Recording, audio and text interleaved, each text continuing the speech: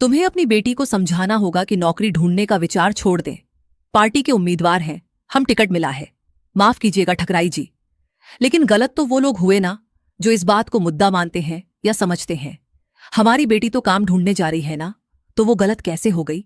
हंसी। अगर वो कुछ काम करना चाहती है तो उसे रोकिएगा नहीं। सीरियल गंगा माई में आ गया है बहुत ही धमाकेदार ट्विस्ट। जी हां, आप आने वाले ट्विस्ट में देखने वाले हैं कि जो गंगा माई है वो हाथ जोड़ने वाली है दुर्गावती के सामने और कहने वाली है कि हमारी बेटी को नौकरी करने से मत रोकिए।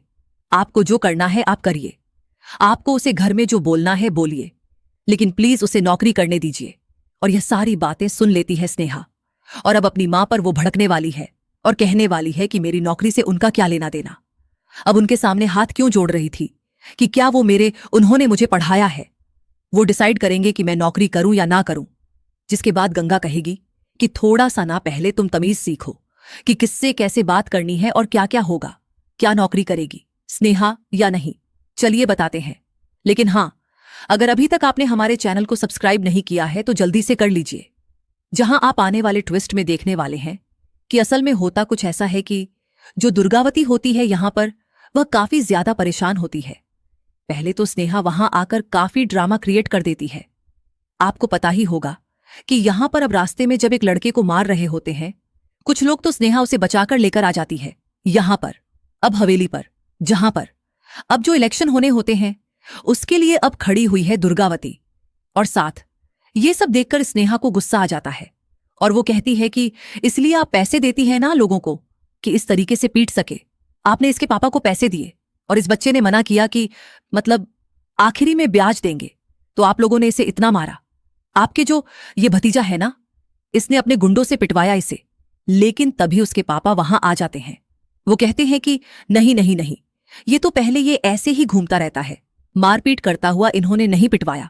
और ये सब किया होता है तेज प्रताप सिंह ने ही फोन करवाकर। जी हां, उसने फोन कर पहले से ही अपने गुंडों से कह दिया होता है कि अगर अपने बेटे को सही सलामत देखना चाहते हो ना तो जैसा हम कह रहे हैं वैसा जाकर कहना हवेली पर। जिसके बाद यहां तो वह बच जाएगा।